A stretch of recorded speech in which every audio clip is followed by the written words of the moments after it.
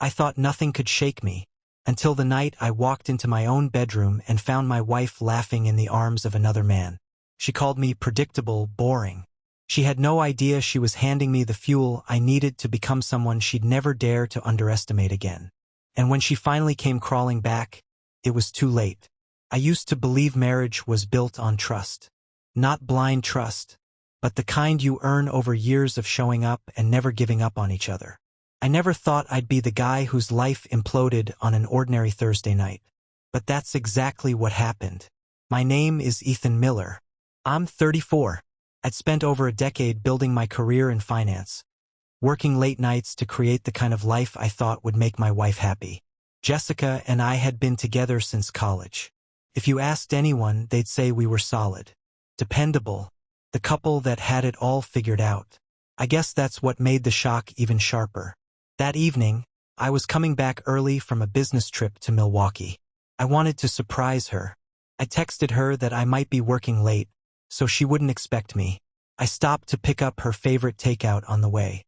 I even remember humming to myself in the elevator, feeling good about life, about us. When I walked into our condo, I noticed how quiet it was. Jessica always had something on, music, TV, podcasts, but the place was still. I set the bags down on the counter and called her name. No answer. At first, I assumed she'd stepped out or was asleep, but then I heard it, a muffled giggle coming from the bedroom. The sound was so out of place that for a second I thought I was imagining it. I walked down the hall, telling myself she was probably on the phone with a friend. But as I reached the door, another voice came through. A man's voice, low and relaxed. It was like my body stopped working. I felt this cold numbness in my chest. My hand hovered over the doorknob. Even then, some part of me was still scrambling for an explanation that didn't end with everything I loved falling apart. I opened the door. I wish I could say the memory blurred over time, but it never did. Jessica was there with a stranger I'd never seen. Neither of them moved. He looked at me like I was the one intruding. She didn't scramble to cover herself or pretend it wasn't what it looked like. She laughed. That laugh would replay in my head for weeks. It wasn't embarrassed or nervous. It was dismissive, like she'd already decided my reaction didn't matter. "Guess your trip ended early," she said, as casually as if I'd walked in on her reading a book. I didn't reply. Couldn't. I don't remember leaving. I don't remember grabbing my keys. All I remember is the feeling, like the floor had dropped out from under me. I got in my car and drove. I don't even know where I went. For hours, I sat there gripping the steering wheel until my hands ached. When I finally came home the next morning, she was gone. No note, no explanation, just the bed stripped of sheets, as if erasing the evidence could make it less real. In the days that followed, I tried to make sense of it. I replayed every conversation, every moment in my head. I thought about the last few months, her late nights at work, her distracted smiles, the way she stopped touching me at all unless we were around other people. I convinced myself it was just stress, that every couple went through rough patches. But the truth was simpler. She'd stopped caring long before I'd caught her cheating. I didn't eat much, didn't sleep. Friends called, but I let it all go to voicemail. My boss told me to take some time off. I didn't argue. 3 days after I'd walked in on them, Jessica called. I almost didn't pick up, but part of me needed to hear something. An apology, an explanation, any reason to believe I hadn't wasted 10 years of my life. When I answered, her voice was calm. Too calm. "I think we should talk," she said. I didn't respond. "Ethan, you're making this into a bigger deal than it needs to be." My jaw clenched. "We weren't happy, were we?" she continued, like she was reading from a script. "I mean, you have to admit things have been off for a while." I swallowed, forcing myself to keep my voice steady. "Were we not happy? Or were you not happy?" She sighed, like I was inconveniencing her. "I didn't mean for you to find out like that. That's the part that bothers you?" Silence. Then she said the words that would haunt me the longest. "Look at us, Ethan. Look at you. You're predictable, safe, boring. I needed more." I didn't reply. There was nothing left to say. I hung up, blocked her number.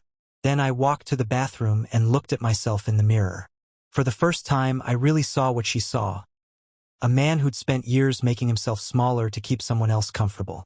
I thought predictability was stability, that being reliable was what love was built on. That night, standing there with her words echoing in my head, I made a promise. I wouldn't let her betrayal define me. I wouldn't spend another second trying to understand why she'd thrown everything away. I was going to rebuild my life. Not for her. Not to prove her wrong. For me. And if she ever saw me again, she wouldn't recognize the man standing in front of her. The first morning after I made my decision, I woke up before dawn. The apartment felt foreign, like I was living in someone else's life. The old routines were gone. No reason to check my phone for her messages or wonder when she'd come home. It was strange how quickly you could get used to the emptiness. By 6 a.m., I was standing in the gym I'd joined the night before. I wasn't out of shape, but I'd neglected myself for years. Too many late nights, too many excuses. I started with simple goals: show up, sweat, push a little harder every day. The first week was miserable. My muscles ached constantly. I came home exhausted and sore. But the pain felt like proof that I was doing something, anything, to get out of the place she'd left me. After the gym became routine, I turned to everything else I'd ignored. My kitchen was full of takeout containers and old grocery receipts. I cleared it out. I unsubscribed from every notification that reminded me of her. Joint bank alerts, shared streaming accounts, emails about dinner reservations we'd never keep. At night, when the loneliness crept in, I forced myself to read instead of scrolling through old photos. I'd always believed discipline was about sacrifice, but it turned out discipline was just about replacing what was killing you with what might heal you. The weeks blurred. My body changed faster than I expected. So did my mind. I stopped expecting an apology. I stopped thinking she'd call again. Instead, I focused on what came next. Work was the one area I'd always been confident in. But even there, I started noticing the ways I'd let myself stagnate. I'd built a safe career, predictable path. The same way I'd built my marriage. That realization stung. I decided to accept an invitation to a networking event downtown. Normally, I would have declined, another excuse to stay in my comfort zone. But comfort had cost me too much. The event was crowded, filled with people who spoke in quick, polished sentences. I felt awkward at first, out of place. But then I remembered that no one there knew what I'd been through. They only saw who I was in that moment. That thought calmed me. I made connections, exchanged cards, left with a sense that maybe my life could expand in ways I hadn't imagined. On the train ride home, I realized I hadn't thought about Jessica once in the last 3 hours. Felt like progress. The transformation wasn't sudden. I didn't wake up one day and feel healed, but the weight on my chest began to lift. The next milestone came about 3 months after the night everything fell apart. I ran into a mutual friend at a coffee shop. She looked me up and down, surprised. "Ethan, you look different." I shrugged. "Just taking better care of myself."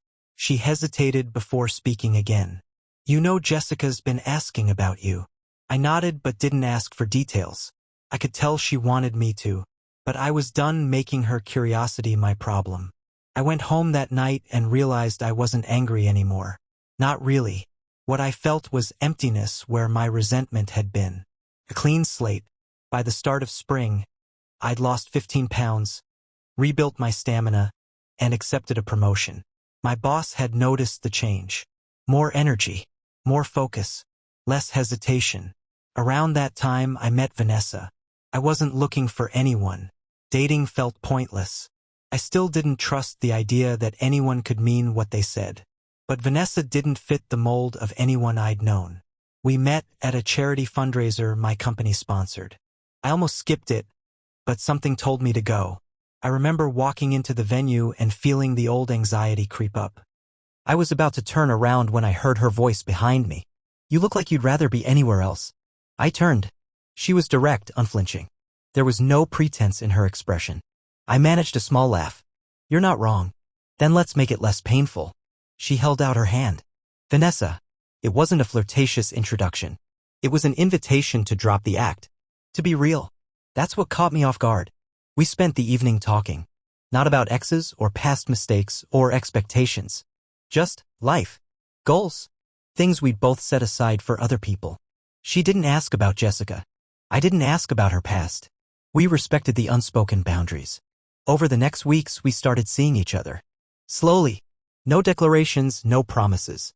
Just time spent together, figuring out if we could trust again. One night, as we walked back from dinner, Vanessa stopped mid-step. "You know," she said, "I don't care who hurt you. I only care about who you are now." I hadn't realized how much I needed to hear that. Her words stayed with me.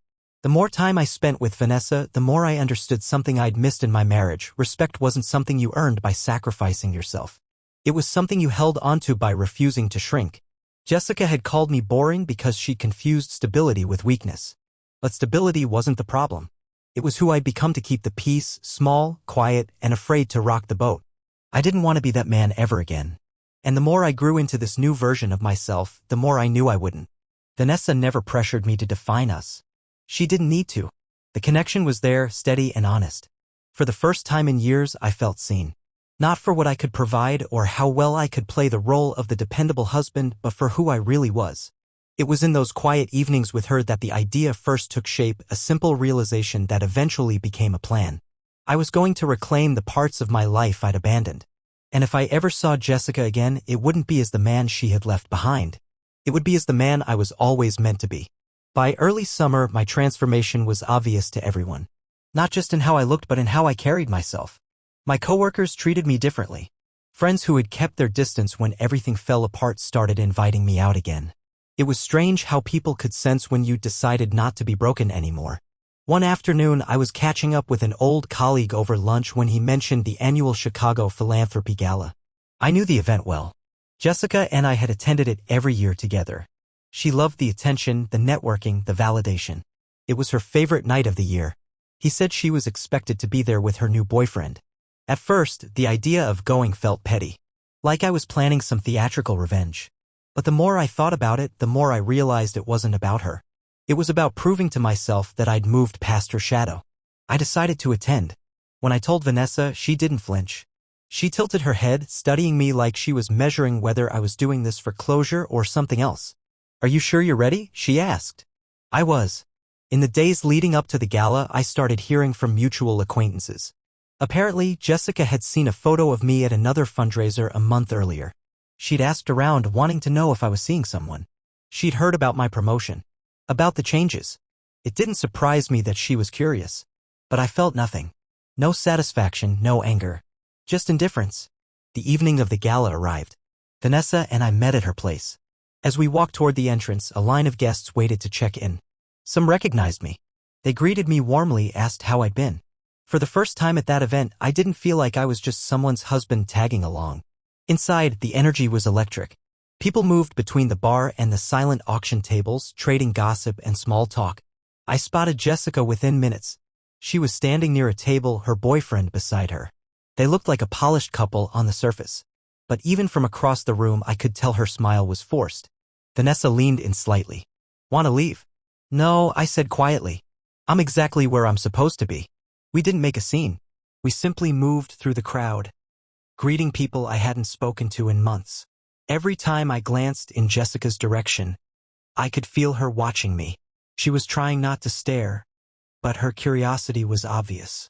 It wasn't long before she made her first move. I was in the middle of a conversation with the president of a nonprofit when I felt a tap on my shoulder. "Ethan," she said, her voice carefully neutral. I turned. For a moment, neither of us spoke. The last time I'd seen her, she'd been in my bed with another man. "Jessica," I replied, keeping my tone polite. "You look different." I nodded once. "I've been good." Her eyes flicked to Vanessa, then back to me. She forced a smile. "I see that." There was an awkward pause. She looked like she wanted to say more, but her boyfriend stepped over, draping an arm around her shoulders. "Ready to head over to the bar?" he asked her, barely glancing in my direction. Her jaw tightened. She looked at me again, searching for something. I didn't give her any reaction. She walked away without another word. Vanessa shifted beside me. "She expected you to crumble." I nodded. I'm not that man anymore. For the next hour, we mingled. It felt easy, natural, to be seen as someone with his own identity. People asked about my work, my projects. No one mentioned Jessica. Eventually, I stepped aside to get a drink. As I waited at the bar, I felt her approach again. "Ethan," she began, softer this time. I turned, patient but detached. "Can we talk? Just for a moment." I studied her expression. She looked tired, uncertain. "We're talking," I said calmly. She hesitated. "I've been thinking about everything." I didn't reply. "I know you probably hate me," she continued, her voice low. "I don't." She blinked. "You don't?" "No, I meant it. I just don't think about you much." Her face changed then, a flicker of hurt. "I made mistakes," she said quietly. "I thought I knew what I wanted. I waited. I see you now, and—" She trailed off, searching for the right words. "It's too late, Jessica." She swallowed, her hands twisting together. "I know." I nodded once and turned back to the bar. She didn't follow me. Later, Vanessa returned to my side. She didn't ask what had been said. She didn't need to. As the night wound down, I saw Jessica across the room. Her boyfriend was flirting with someone else near the exit. She watched him with an expression I recognized. Regret mixed with humiliation. I felt nothing. Vanessa touched my arm. "Ready to go?" "Yes." We walked past Jessica without stopping. She didn't try to catch my eye again. Outside, the warm air hit my face, and I realized how light I felt. The chapter was over. I hadn't needed to prove anything to her. I'd only needed to prove it to myself. And I had. After the gala, word spread fast. It's strange how quickly people pick up on change. Within days, mutual friends I hadn't spoken to in months sent messages. Some congratulated me on the promotion. Some asked about Vanessa. A few pretended they hadn't taken Jessica's side when everything fell apart. I didn't reply to most of them. Not out of spite. Just because I didn't feel obligated to explain myself anymore. In the days following, I noticed something unexpected. The guilt I thought might creep back never came. I didn't replay the past or second-guess how I'd handled seeing her. The finality of our interaction settled over me like relief. A week later, I ran into Jessica again by accident. I was having lunch with a client downtown when she walked into the same cafe. She hesitated when she saw me, and for a moment I thought she might turn around and leave. But she didn't. She walked over, trying to look composed. "Ethan," she started, her voice strained. "Can we talk?" I set my coffee down. "I have about 5 minutes." She pulled out the chair across from me. She didn't sit, only gripped the back of it like she needed something to hold on to. "I know you don't owe me anything," she began. "But I wanted to say, I'm sorry." I studied her face. She looked like she'd rehearsed the apology, maybe 100 times. "For what?" I asked simply. She blinked, as if she hadn't expected the question. "For everything. For how I ended things. For how I treated you." I didn't feel the rush of vindication I thought I might. Just a quiet certainty that her regret no longer mattered to me. "I appreciate you saying that," I replied. She swallowed. "I thought I knew what I wanted. I thought I needed something different." I didn't respond. "And now?" I asked. Her shoulders dropped. "Now I'm not sure." I waited. "I see you," she said, her voice tightening. "And you're not the man I thought you were." I almost smiled, but held back. "You're right," I told her. "I'm not." A long silence followed. I knew she was hoping I'd say more, that I'd offer some reassurance or leave the door cracked open. But there was nothing left between us. When she realized I wasn't going to fill the gap, she nodded and stepped back. "I wish you the best," she said, though her voice shook. "You too." That was it. She left. After she walked out, I didn't feel lighter or heavier. I just felt done. Later that evening, Vanessa came over. I told her about the encounter. She listened without interruption. When I finished, she only said one thing. "You handled it the right way." That was all the validation I needed. The following weeks confirmed what I'd suspected. Jessica was unraveling. She called once more from a blocked number. I didn't answer. She left a voicemail I didn't bother to listen to. Mutual acquaintances hinted that her new relationship was ending. I didn't ask for details. I didn't care. At work, I focused on the projects I'd put off for years. My team respected me more now. They could tell I wasn't distracted by the past. Promotions came easier when you carried yourself like you deserved them. Outside of work, Vanessa and I grew closer. We didn't talk about labels. Neither of us needed to rush into anything. But there was a steady trust between us, the kind that didn't demand constant reassurance. One afternoon, we were sitting in the park, sharing a quiet moment, when she looked at me carefully. "You know you're not the same man who walked away from that marriage," she said. "I know," I replied. "That's a good thing." I nodded, and for once, I believed it without hesitation. As summer turned into fall, the last pieces of my old life drifted away. I changed my phone number, closed the joint accounts, moved into a different apartment, smaller but mine alone. I didn't bring anything from the old place that reminded me of her. I wanted a fresh start in every sense.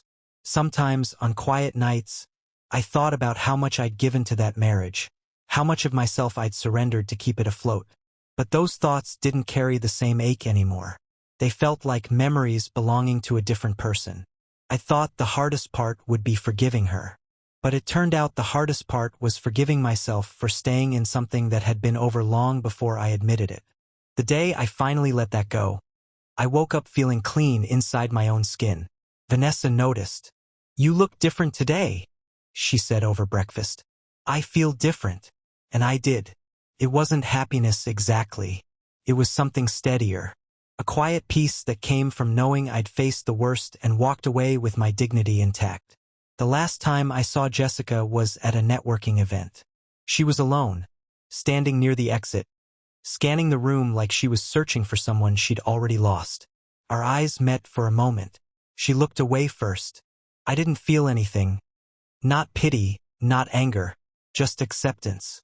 When Vanessa arrived and slipped her hand into mine, I understood the truth I'd been dancing around for months. Closure isn't something someone gives you. It's the moment you stop needing anything from them at all. And in that moment, I knew I'd finally arrived at the other side. The strange how endings never feel the way you expect. I'd always pictured closure as this loud, cathartic moment. A big confrontation, some final argument that would settle everything. But the reality was quiet. The real ending wasn't when I walked out of the condo or when I saw Jessica at the gala. It was all the small choices afterward. Every time I refused to answer her calls. Every time I reminded myself that her regret wasn't my responsibility. Every time I chose to focus on what came next. By winter, the evidence of our old life had faded almost completely. My friends stopped bringing her up. My family understood that I didn't want updates. Even the places that used to trigger old memories became neutral. I could walk past the cafe where we'd spent Sunday mornings without feeling the old hollow ache. One evening in December, I got a message from a former mutual friend. She wrote that Jessica had moved out of her boyfriend's apartment and was staying with her sister. She ended the text with, "I think she finally realizes what she lost." I didn't reply. Instead, I set the phone down and looked out at the city lights, feeling something I hadn't in a long time: calm. The next morning, Vanessa and I had breakfast at a diner we'd discovered together. She was telling me about a project she'd been working on, her hands moving as she explained. I watched her, not because she was saying anything particularly profound, but because she was real, steady, the kind of presence I'd never known before. When she finished, she noticed I was still watching her. "What?" she asked, raising an eyebrow. "Nothing," I said. "I'm just grateful." "For what?" "For all of it. Even the bad parts." She studied me for a moment, then nodded like she understood exactly what I meant. That was the thing about Vanessa. She never needed me to pretend. After breakfast, we walked through the snow-covered streets. I thought about how much had changed in less than a year, how much I'd changed. I used to think that the worst thing that could happen was losing someone you loved. But the truth was, the worst thing was losing yourself to keep them.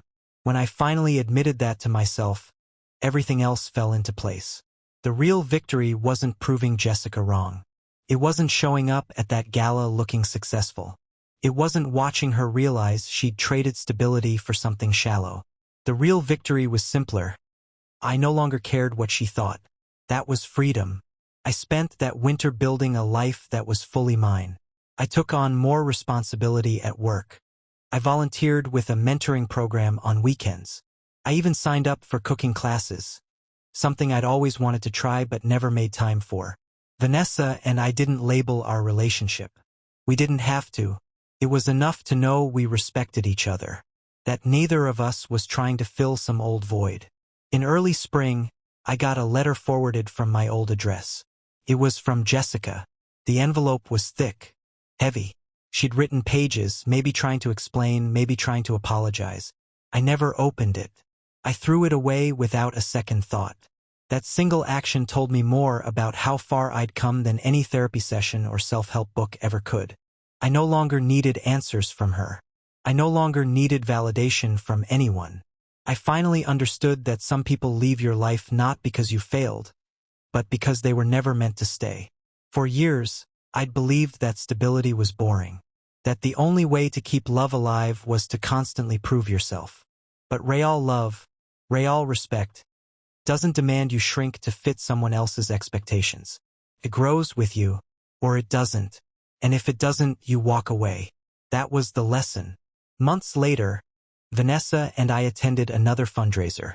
Different venue, different crowd, but the same feeling of ease between us. As we were leaving, someone stopped me at the exit. A woman I vaguely recognized from years before. I just wanted to say, she began. It's good to see you so happy. Thank you, I said, meaning it. You've changed, she added. I smiled. I needed to. On the drive home, Vanessa rested her hand over mine. We didn't talk about the past. We didn't need to, because the past no longer held any power over me. That night, as I locked up my apartment and turned out the lights, I felt something I hadn't felt in a long time. Content. Not triumphant, not vindicated, just content. I knew I would never let myself become the man I'd been before. The man who sacrificed everything to keep a dying relationship alive. If Jessica ever thought about me, I hope she understood that. I hope she realized I hadn't just moved on. I'd become someone she could never diminish again. And that was enough. The story didn't end with revenge. It didn't need to. It ended with the quiet certainty that I was free.